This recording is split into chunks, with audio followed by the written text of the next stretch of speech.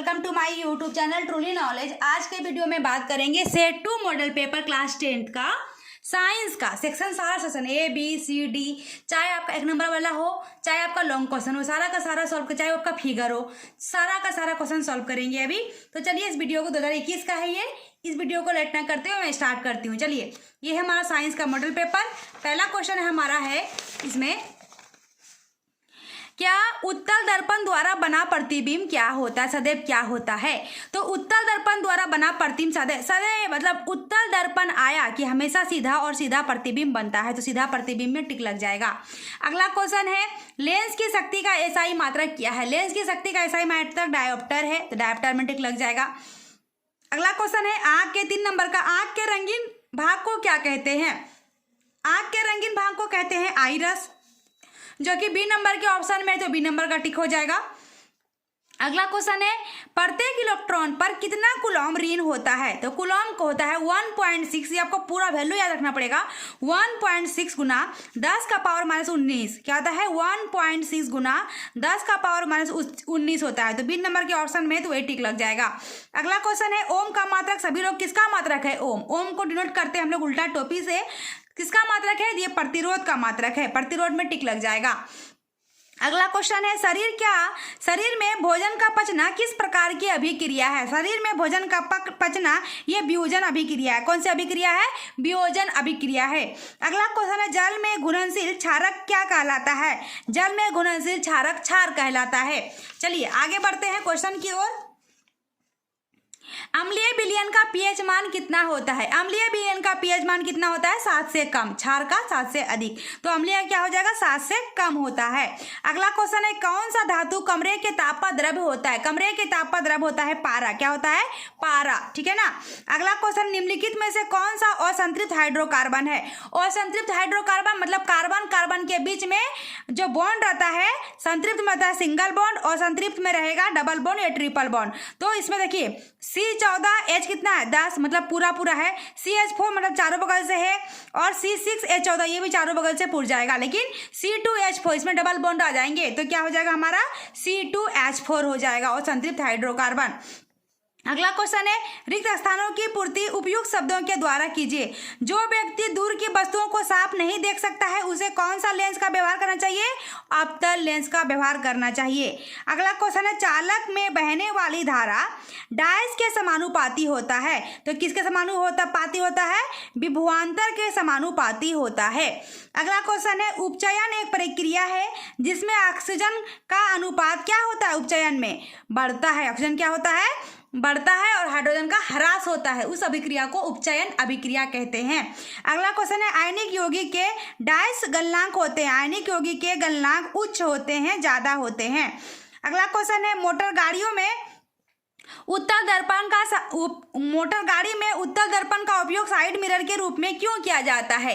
पहले कभी कभी क्वेश्चन 1 नंबर का देगा कि उत्तल दर्पण के मोटर गाड़ियों में पीछे के देखने के लिए कौन सा दर्पण का यूज किया जाता है, तो उत्तल दर्पण। लेकिन यहाँ पूछ रहा है क्यों किया जाता है, क्योंकि हम लोग पीछे देख पाए, गाड़ी में क्या हो सके पीछे देख पाए, तो ये क्वेश्चन हमने यहाँ लिखा है, देखिए क्योंकि हमें पता चल जाता है, 15 नंबर का क्वेश्चन का आंसर है, क्योंकि हमें पता चल जाता है कि पीछे से कोई गाड़ी आ रही है, इसलिए मोटर गाड़ियों में उत्तल दर्पण का प्रयोग किया जाता है। क्लियर है ये वाला क्वेश्चन। चलिए आगे बढ़ते हैं क्वेश्चन नंबर 16 की ओर। क्वेश्चन नंबर 16 है, संतुलित रासायनिक समीकरण क्या है, एक उदाहरण दीजिए। 16 नंबर, तो संतुलित रासायनिक समीकरण पूछ रहा है। तो संतुलित रासायनिक समीकरण क्या होते हैं, जो ये तीर है ना, ये तीर जो इसको बोलते हैं रिएक्शन, क्या बोलते हैं, रिएक्शन। तो लेफ्ट हैंड साइड कहलाता है हमारा, लेफ्ट हैंड साइड कहलाता है अभिकारक और राइट हैंड साइड कहलाता है उत्पाद।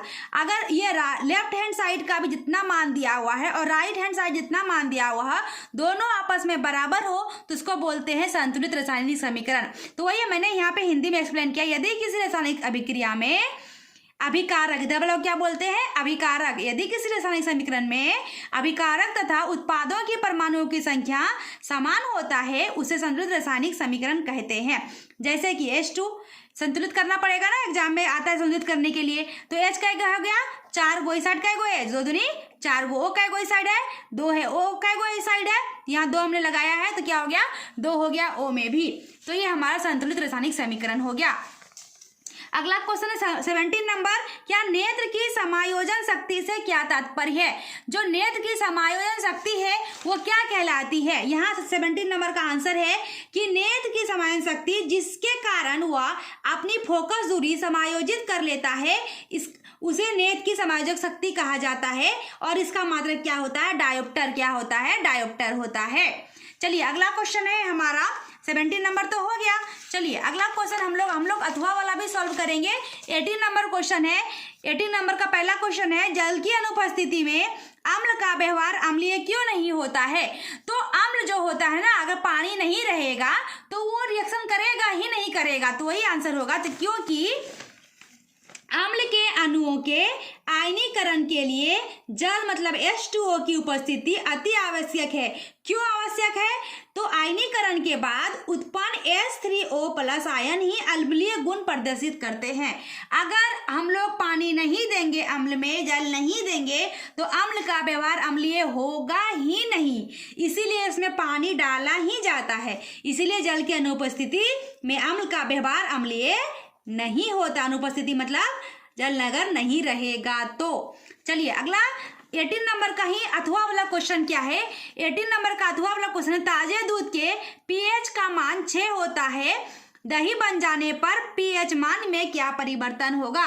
जब ताजा दूध रहता है ना, इसका आंसर यहाँ है अथवा वाला क्वेश्चन, कि जब ताजे दूध दही बन जाती है तब दूध में उपस्थित शर्करा लैक्टोज मतलब लैक्टिक अम्ल में बदल जाता है।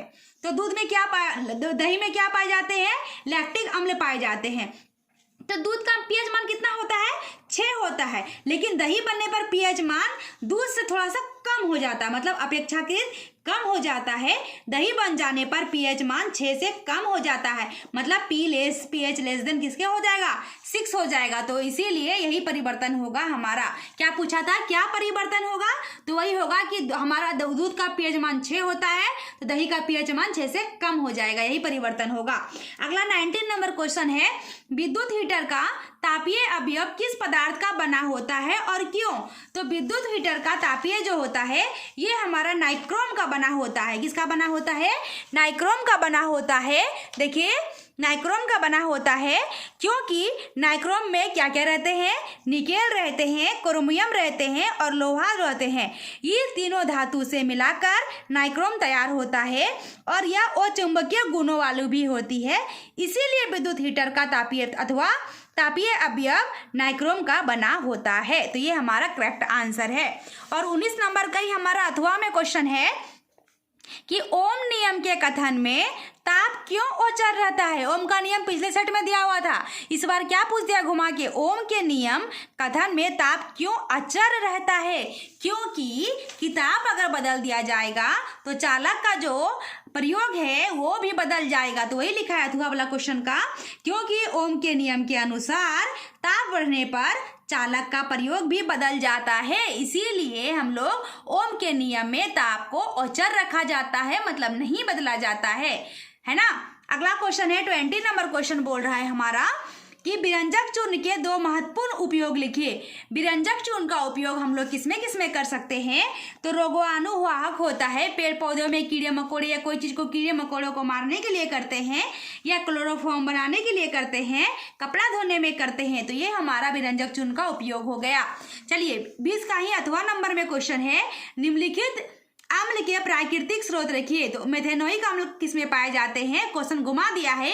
कभी कभी क्वेश्चन क्या पूछता है कि चींटी के डंक में कौन सा अम्ल होता है? तो मेथेनोइक अम्ल है ना।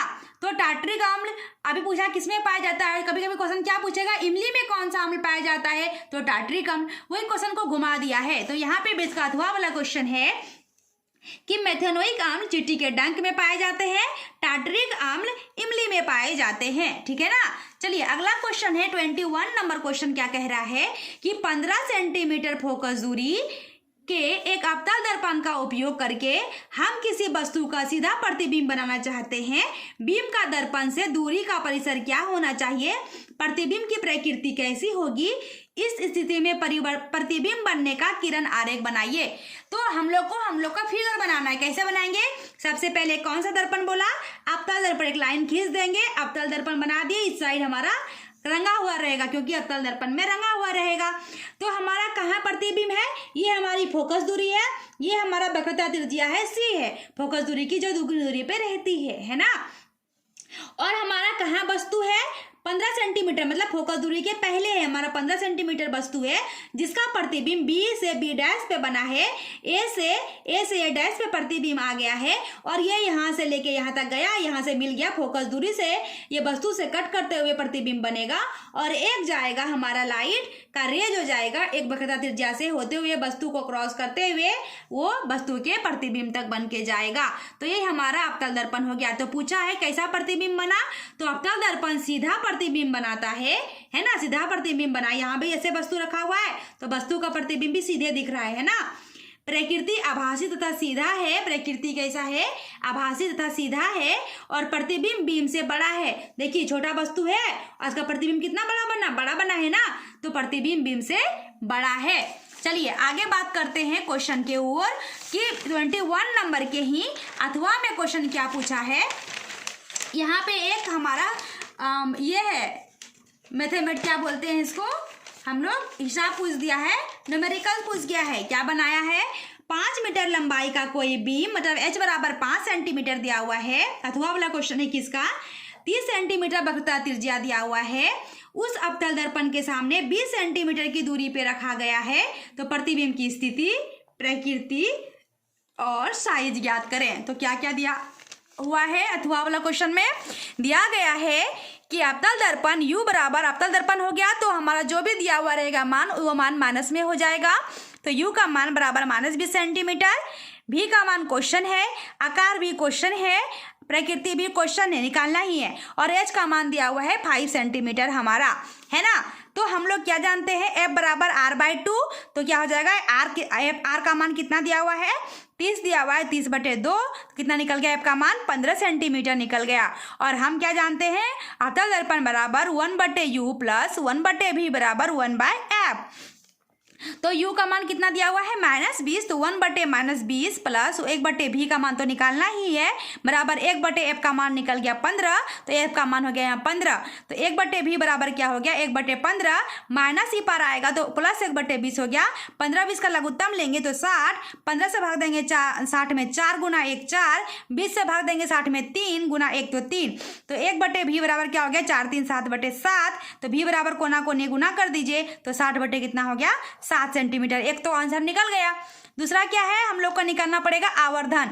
तो आवर्धन को बोलते हैं हम लोग m, तो m बराबर क्या होता है, -V/U, -V का मान 60/7 निकल गया है, तो ये माइनस में फॉर्मूला होता है तो माइनस, और 60/7 लिख दिए हमने, और गुना U का मान कितना दिया हुआ है हमारा -20, तो -20 लिख दिया, माइनस माइनस कैंसल, 20 दिया 60, तो 3/7 निकल गया आवर्धन। फिर से आवर्धन का फॉर्मूला लगाएंगे क्योंकि हमें H का मान चाहिए, तो m बराबर होता है H2 - H1, तो m का मान हमारा यहाँ से निकल गया 3/7 बराबर H2 तो निकालना ही है हमारा, और H1 तो दिया हुआ है 5, है ना। तो H2 इस प्रकार से निकल गया, कोना कोनी गुना कर दीजिए, तो H2 बराबर हो गया 3 गुना 5/7, तो निकल गया 15/7, तो H2 बराबर हो गया 2.14 सेंटीमीटर। तो यही हमारा आंसर हो गया, ठीक है ना।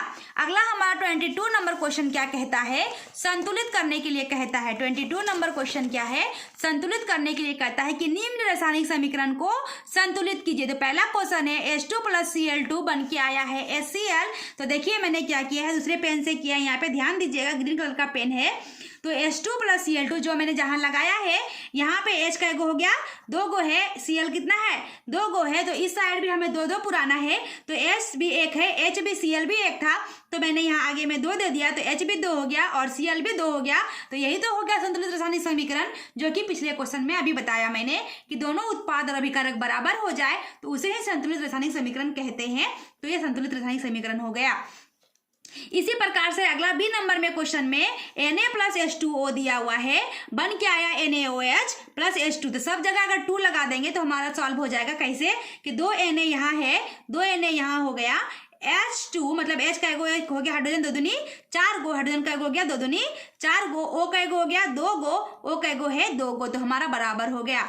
अगला क्वेश्चन है सी नंबर, CH4 + O2 दिया हुआ था, बन के आया CO2 + H2O। तो हमने यहाँ O के आगे 2 लगाया और H2O के आगे 2 लगाया, तो हमारा C1 पुर गया, हाइड्रोजन 4 है, हाइड्रोजन 2 दूनी 4 पुर गया, ऑक्सीजन 2 दूनी 4, ऑक्सीजन 2 और यहाँ 2 2 2 कितना हो गया 4 हो गया। और ये अगला लास्ट क्वेश्चन है इसका, Na+O2 बन के आया था Na2O, जिसमें हम लोग Na के आगे 4 लगाया और इसमें भी 2 लगा दिया इस साइड, तो 4 Na 2 दूनी 4 Na, O 2 गो, O कै गो हो गया 2 गो, मतलब दोनों पुर गया। अगर आपको समझ में नहीं आया तो मैंने इसके ऊपर ही वीडियो बनाया है कि रासायनिक संतुलित कैसे करते हैं, बहुत ही आसानी से समझाया है, उसमें आप समझ सकते हैं। मैं आपका डिस्क्रिप्शन में इसका लिंक डाल देती हूँ, आप वहाँ से सीख सकते हैं।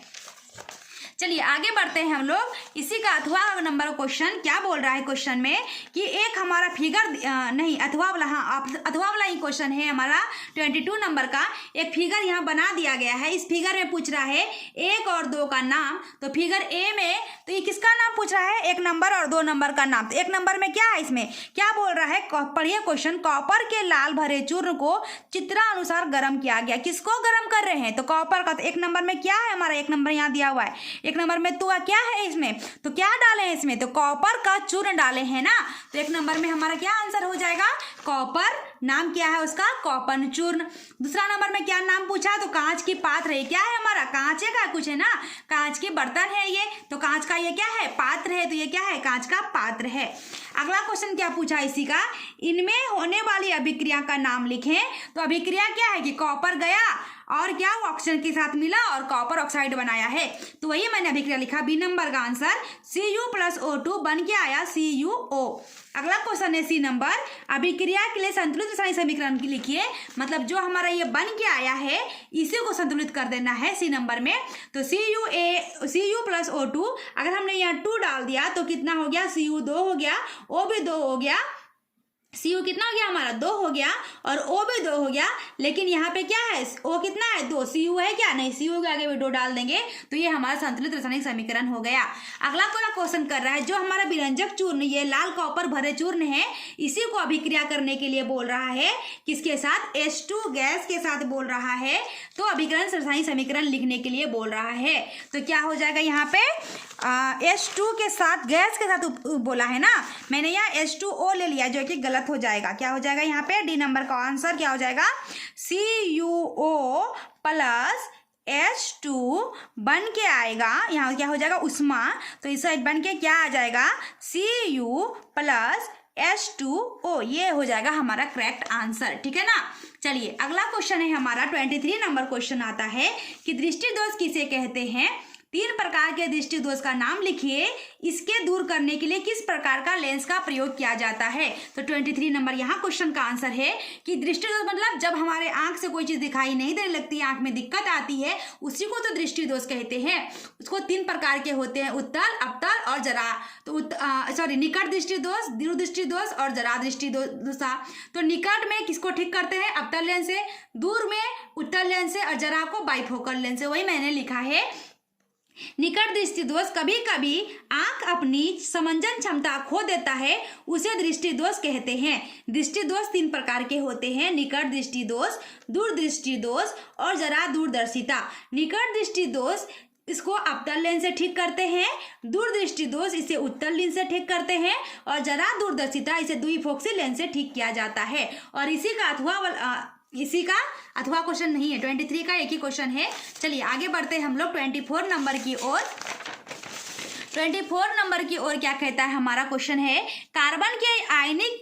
कार्बन के अत्यधिक यौगिकों के निर्माण का 4 कारण लिखिए। कार्बन क्यों बार बार सबके साथ आता है, निर्माण क्यों करता है कार्बन, तो 4 कारण के लिए 24 नंबर का आंसर यहाँ है। यह श्रृंखला का निर्माण करता है, इसका परमाणु संख्या 6 है, यह संयोजी आवरण बनाता है इसलिए होता है, और इसका बाह्य कक्ष में इलेक्ट्रॉन कितना होता है, 4 होता है, इसीलिए ये क्या करता है, ज्यादा सबके साथ अभिक्रिया करता है, जो हमारा निर्माण अत्यधिक बोला है। अगला क्वेश्चन है इसी का 24 का अथवा वाला पूछा क्या है, अल्काइन क्या है, इसका समान सूत्र लिखिए। सबसे सरल अल्काइन का एक संरचना सूत्र भी लिखने के लिए, तो अथवा वाला जो क्वेश्चन है हमारा, इसका आंसर यहाँ है 24 का अथवा। अल्काइन मतलब क्या, 3 बॉन्ड। तो जब कोई कार्बन त्रिबंध से जुड़े रहते हैं अल्काइन कहलाते हैं, जैसे कि इथाइन। पहला ग्रुप क्या हो जाएगा, इथाइन, सबसे हल्का तो यही हो गया। तो सी का एगो इथाइन में 2 C और C के बीच कैगो बॉन्ड लगेगा, 3 बॉन्ड, क्योंकि हाइड्रोजन कैगो है, 2 एगो, C2H2 फार्मूला होता है इथाइन का, तो H इधर आ गया, H इधर आ गया, फार्मूला क्या हो गया, C2H2 ट्रिपल बॉन्ड के साथ, यही तो हमारा हो गया एल्काइन। चलिए आगे बढ़ते हैं। 25 नंबर क्वेश्चन क्या कहता है हमारा, गोलीय दर्पण के लिए ध्रुव, प्रधान अक्ष, वक्रता केंद्र, फोकस और फोकस दूरी की परिभाषा लिखिए। तो सबकी परिभाषा लिखना है। ध्रुव किसे कहते हैं, गोलीय दर्पण के परावर्तक पृष्ठ के केंद्र को ध्रुव कहते हैं। प्रधाव का दूसरा नाम है मुख्य अक्ष, मुख्य अक्ष इसे कहते हैं। गोलीय दर्पण के ध्रुव तथा वक्रता केंद्र से गुजरने वाली एक सीधी रेखा को मुख्य अक्ष कहते हैं। अगला क्वेश्चन हमारा वक्रता केंद्र का है, तो गोले का केंद्र ही वक्रता केंद्र कहलाता है। और एक है फोकस, गोलीय दर्पण के मुख्य अक्ष के समानांतर कोई किरण डाला जाता है तो वह परावर्तक सतह के बाहर मुख्य अक्ष को जिस बिंदु से प्रतिच्छेद करती है वही तो फोकस कहलाती है। तो सारा का हमने यहाँ पे लिख दिया है। चलिए आगे इसी का अथवा में क्वेश्चन है हमारा, क्या बोल रहा है अथवा में, 25 का ही अथवा, कि प्रतिरोध किसे कहते हैं, चालक का प्रतिरोध किन किन बातों पे निर्भर करता है। तो इधर से जो करंट आ रहा है, करंट हमारा उधर से जो रोकने का काम करता है उसी को तो प्रतिरोध कहते हैं। तो प्रतिरोध जो धारा के प्रभाव को रोकने का कार्य करता है उसे प्रतिरोध कहते हैं। चालक का प्रतिरोध किन किन बातों पर निर्भर करता है, चालक की लंबाई पर, चालक के अनुप्रस्थ काट के क्षेत्रफल पर, चालक के पदार्थ की प्रकृति पर, चालक के तापमान पर। तो ये था हमारा आंसर। चलिए आगे बढ़ते हैं अगले क्वेश्चन की ओर। अगला क्वेश्चन क्या कहता है हमारा, 25 नंबर हो गया। 26 नंबर में एक फिगर दिया हुआ है, इस फिगर का क्या बोल रहा है, नाम, 1 नंबर, 2 नंबर, 3 नंबर, 4 नंबर, 5 का नाम पूछ रहा है। तो क्या है ये, 1 नंबर में देखिए बल्ब जैसा लग रहा है, बल्ब है। 2 नंबर में क्या है हमारा, स्विच है, स्विच ऑन करते हैं जो स्विच है। 3 नंबर में क्या है, कील है, ये कील है हमारा। और 4 नंबर में क्या है, ये बीकर है ना, बीकर का फोटो दिया है। 5 नंबर में क्या है, अम्लीय विलयन है, कोई चीज का विलयन है। तो मैंने वही लिखा है, अगर समझ में आता है यहाँ देख लीजिए। पहले नंबर का हो जाएगा बल्ब, फिर स्विच है, 3 नंबर में कील है, 4 नंबर में बीकर है और 5 नंबर में तनुकृत अम्लीय विलयन है। और इसी का अथवा वाला क्वेश्चन है हमारा, क्या पूछ रहा है अथवा में कि 26 का संतृप्त और असंतृप्त हाइड्रोकार्बन के बीच 5 अंतर लिखें। तो क्या हो जाएगा, 5 अंतर हमारा इधर लिखे हैं संतृप्त हाइड्रोकार्बन, इधर लिखे हैं मैंने असंतृप्त हाइड्रोकार्बन। तो संतृप्त हाइड्रोकार्बन वैसा हाइड्रोकार्बन जिसमें सिंगल बॉन्ड होता है उसको संतृप्त कहते हैं। जिसमें 2 बॉन्ड और 3 बॉन्ड आ जाए उसे असंतृप्त हाइड्रोकार्बन कहा जाता है। तो जो मैंने वही लिखा है, वैसा हाइड्रोकार्बन जिसमें कार्बन परमाणु की चारों संयोजकता एकल बॉन्ड से जुड़े होते हैं उसे संतृप्त हाइड्रोकार्बन कहते हैं। इस साइड वैसा हाइड्रोकार्बन जिसमें कार्बन परमाणु द्विबंध या त्रिबंध से जुड़े रहते हैं और संतृप्त हाइड्रोकार्बन कहलाते हैं। दूसरा अंतर है कि ये बहुत कम क्रियाशील होते हैं, कौन, संतृप्त हाइड्रोकार्बन, और संतृप्त हाइड्रोकार्बन ज्यादा क्रियाशील होते हैं। तीसरा उत्तर हो जाएगा, संतृप्त हाइड्रोकार्बन का जो फॉर्मूला होता है CnH2n+2 होता है और असंतृप्त में द्विबंध और त्रिबंध आ गए, मतलब 2 फॉर्मूला होगा तो CnH2n और CnH2n-2 हो जाएगा। अगला इसका अंतर है, इसका पहला ग्रुप का नाम, इसका जो नाम है ग्रुप का एल्केन है और इसका असंतृप्त में इसका ग्रुप का नाम एल्किन और अल्काइन है, ठीक है। और इसका पहला सदस्य क्या हो जाएगा, मीथेन, मतलब CH4 हो जाएगा। और असंतृप्त का पहला सदस्य क्या हो जाएगा, एल्किन और अल्काइन ग्रुप से हो जाएगा। इथीन, मिथेन तो नहीं होगा, इथीन, और उधर क्या हो जाएगा, मिथेन, इथेन, प्रोपाइन हो जाएगा, ठीक है ना। अगला चलिए आगे बढ़ते हैं हम लोग क्वेश्चन की ओर। क्या पूछा 27 नंबर, सही विकल्प का चयन करें। मछली के हृदय में कोष्ठों की संख्या कितनी होती है, मछली में 2 चैम्बर होते हैं, 2 पे टिक लग जाएगा। चलिए आगे बढ़ते हैं हम लोग अगले क्वेश्चन की ओर। कौन सा मादा जनन तंत्र का भाग नहीं है, अंडाशय लड़की लोग में होता है, गर्भाशय लड़की लोग में होता है जिससे बेबी जन्म लेता है, और डिम्ब वाहिनी भी लड़की लोग में होता है। लड़की लोग में क्या नहीं होता है, तो शुक्राशय होता है, ये टेस्टेज जो होता है लड़की लोग में नहीं होता है। चलिए अगला है, मेंडल ने अपने प्रयोग के लिए किस पौधे का चयन किया था, मटर का पौधे पे ये प्रयोग किए थे तो मटर का पौधा हो जाएगा। अगला क्वेश्चन है, पृथ्वी पर ऊर्जा का मुख्य स्रोत क्या है, सूर्य है, सब लोग जानते हैं कि सूर्य है। अगला क्वेश्चन है, वैश्विक उष्णता के लिए उत्तरदायी क्या है, कार्बन डाइऑक्साइड, ऑक्साइड है। अगला क्वेश्चन है, रिक्त स्थानों की पूर्ति कीजिए। जो हम लोग पढ़ते हैं ना कि प्रकाश संश्लेषण किसे कहते हैं, उसी के आधार पर ये है। जल, कार्बन डाइऑक्साइड प्रकाश संश्लेषण के लिए आवश्यक है। और क्या प्रकाश संश्लेषण क्या चाहिए, और प्रकाश चाहिए कि नहीं चाहिए, तो वही हो जाएगा। यहाँ पे क्या भर देंगे, प्रकाश, जल, कार्बन डाइऑक्साइड प्रकाश संश्लेषण के लिए अति आवश्यक है। चलिए, जनन क्या है? जीन नहीं पूछ रहा है यहाँ पे, क्या पूछ रहा है? जनन। जनन क्या है? 33 नंबर का आंसर हमने यहाँ लिखा है। जनन मतलब क्या? जो अपने ही जैसे बच्चे पैदा करते हैं, जो अपने ही जैसे बच्चे को जन्म देते हैं, उसे तो जनन कहते हैं। जनन, जो जीव समान दूसरे जीव को जन्म देते हैं उसी को तो कहते हैं जनन। उसे क्या कहते हैं? जनन कहते हैं। अगला क्वेश्चन है हमारा, परागन क्या है? 34 नंबर क्वेश्चन है कि परागन क्या है? तो परागन क्या है? परागन पराग कणों के वर्तिकाग्र तरफ पड़ने की क्रिया परागन कहलाती है ना? क्या होगा? जो पराग जो पड़ती है हमारा पराग कणों की वर्तिकाग्र पर पड़ने की क्रिया क्या कहलाती है? परागन कहलाती है। अगला 35 नंबर क्वेश्चन की ओर आते हैं। क्या पूछ रहा है कि आदर्श ईंधन की 2 विशेषता बताएं। ईंधन मतलब क्या? जलना, जो जलता है। तो आदर्श ईंधन की 2 विशेषताएं तो क्या कहलाएगी? जो धुआं उत्पन्न नहीं करता हो, पर्यावरण को प्रदूषित नहीं करता हो, आसानी से जल जाता हो, यही तो विशेषता होगी। तो वही मैंने लिखा है कि आदर्श ईंधन जो पर्यावरण को प्रदूषित नहीं करता है। 2 नंबर, यह सस्ता है, यह तथा आसानी से प्राप्त हो जाता है। और इसी का अथवा में भी क्वेश्चन दिया हुआ है। क्या दिया हुआ है? बायोगैस से 2 लाभ लिखिए। तो 35 का अथवा वाला क्वेश्चन का आंसर हो जाएगा बायोगैस का लाभ पूछ रहा है। तो बिना धुआं उत्पन्न किए, धुआं नहीं करेगा तभी तो लाभ हो रहा है ना, बिना धुआं उत्पन्न किए ऊर्जा प्राप्त करता है, पर्यावरण प्रदूषित नहीं करता है, पहला हो गया। दूसरा, जो इसे बची खुशी जो भी इस स्लरी रहती है उसका उपयोग बाद में खाद के रूप में किया जाता है। ठीक है ना? चलिए आगे बढ़ते हैं अगले क्वेश्चन की ओर कि 37 हो गया, 5 हो गया, 36 नंबर है। हमारी गतिविधियां पर्यावरण को किस प्रकार प्रभावित करती है? हम लोग क्या करते हैं? पेड़ उड़ काट देते हैं, धुआं निकालते हैं कारखाने से, इसी प्रकार ना प्रभावित करती है। तो ये हो जाएगा हमारा आंसर 36 का कि कारखानाओं से निकलने वाले धुआं, वनों की कटाई, जल की खपत ज्यादा करने से पर्यावरण प्रदूषित हो जाता है, पर्यावरण को हानि पहुंचती है, जिसकी वजह से वही तो हमारे प्रभावित करती है। अगला क्वेश्चन है इसी का अथवा में है। क्या है? जैव भू रसायन चक्र क्या है? मतलब क्या कि जैव भू रसायन चक्र का मतलब क्या? जब किसान खेत में काम करते हैं ना, उसमें क्या डालते हैं? खाद डालते हैं उपज ज्यादा करने के लिए। वही खाद को हम लोग खा लेते हैं और हम लोग फिर मर जाते हैं या जीव जंतु मर जाते हैं, तो फिर वो क्या हो जाते हैं? खेत में खाद के रूप में वापस से प्रयोग करते हैं। तो उसी को तो बोले जैव भू रसायन चक्र। तो वही मैंने लिखा है, किसान खेतों में खाद डालते हैं, वही खाद रसायन जीव खाते हैं, उसके बाद पेट में चला जाता है, फिर जीव की मृत्यु हो जाती है, पुनः भूमि में रसायन में चला जाता है, उसे जैव भू रसायन चक्र कहा जाता है। इसी को तो चक्र कहा जाता है। चलिए अगला क्वेश्चन है हमारा, क्या है? फिगर पूछ रहा है। फिगर 37 का अथवा में भी फिगर है। क्या फिगर है? मानव पाचन तंत्र का नामांकित चित्र बनाइए। और पहले इसी को पढ़ा देते हैं। मानव पाचन तंत्र का पूछ रहा है ना, तो चलिए आप स्क्रीनशॉट ले सकते हैं। यहाँ से हमारा फिगर मैं बना दी हूँ। मानव पाचन तंत्र, देखिए ये मानव का पाचन तंत्र है। मुंह इस साइड में बनाई हूँ, इसीलिए ये राइट साइड हो गया और ये हो जाएगा हमारा लेफ्ट हैंड साइड हो जाएगा। ये मानव का पाचन तंत्र है। आप चाहे तो स्क्रीनशॉट ले सकते हैं। ये मुंह है, यहाँ से मुख गुहा से ग्रास नली, ग्रसिका, ये लाल ग्रंथि है हमारा, ग्रसिका से यहाँ भोजन आएगा आमाशय में, और यहाँ पे देखिए पित्ताशय है, और ये हमारा यकृत है।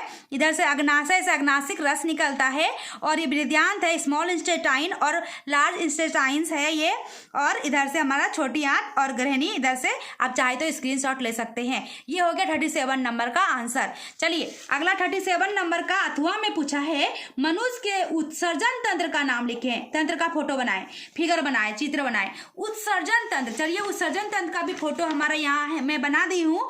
अथवा में है 37 का अथवा का क्वेश्चन का है, मनुष्य का क्या है? उत्सर्जन तंत्र है ये हमारा। ये क्या है? उत्सर्जन तंत्र है। इधर क्या है? पेल्विक्स है, इधर मेडुला मध्यंश है, और ये क्या है हमारा? पसम हासिरा है। इस साइड क्या है हमारा? अधिवृक्क है। ये हमारा किडनी हो गया। ये वाला पोर्शन हमारा क्या है? किडनी है। ये मूत्र वाहिनी है, जो इटोरर बोलते हैं हम लोग। ये मूत्राशय है, ये मूत्र मार्ग है। तो ये हमारा था, किसका फोटो है? ये मानव उत्सर्जन तंत्र का फोटो है। 37 का बी नंबर, 37 का अथवा का आंसर हो गया। आप चाहे तो स्क्रीनशॉट ले सकते हैं। चलिए आगे बढ़ते हैं अगले क्वेश्चन की तरफ। तो अगला क्वेश्चन क्या कहता है हमारा? 38 नंबर क्या कहता है? आमाशय में भोजन का पाचन का वर्णन करें। जो हमने फिगर बनाया उसी के बारे में अगला क्वेश्चन पूछ दिया है कि आमाशय में जो भोजन पचता है तो कैसे पचता है, उसी का वर्णन करने के लिए कह दिया है। तो कोई दिक्कत नहीं है, चलिए बनाते हैं 38 7 का। नंबर का क्वेश्चन। तो आमाशय में भोजन जो पचता है कैसे पचता है, उसका आंसर ग्रसिका या इफोसेगस द्वारा ले जाता है। और आमाशय एक वृत्त अंग है जो भोजन आने पर फैल जाता है।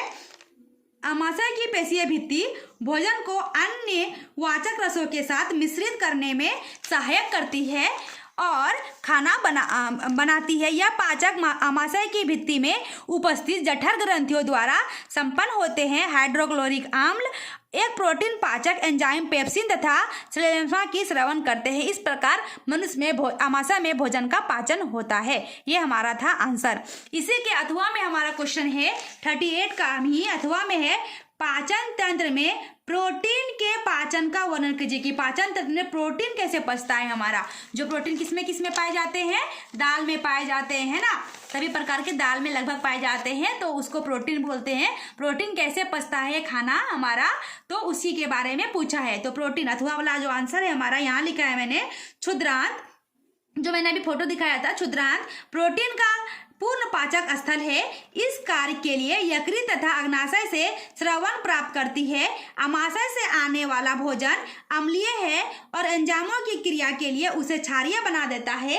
अग्नाशय अग्नाशिक रक्त का स्रवण करता है जिससे प्रोटीन के पाचन के लिए ट्रिप्सिन एंजाइम होता है। क्षुद्रांत की भित्ति में ग्रंथि होती है जो आंतरस स्रावित करती है। इसमें उपस्थित एंजाइम अंत में प्रोटीन को अमीनो अम्ल में परिवर्तित कर देता है। इस प्रकार से हमारे शरीर में क्या होता है, प्रोटीन का पाचन होता है। चलिए ये हमारा क्वेश्चन सॉल्व हो गया है।